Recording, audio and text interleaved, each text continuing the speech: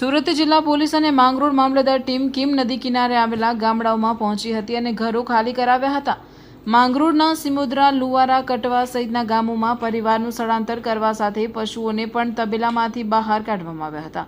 સુરત ગ્રામ્ય પોલીસના ડીવાયએસપી બી.કે. વનાડના માર્ગદર્શન હેઠળ માઇકથી એનાઉન્સમેન્ટ કરી જરૂરી સૂચનાઓ આપી લોકોને સતર્ક રહેવા અપીલ કરવામાં આવી રહી હતી.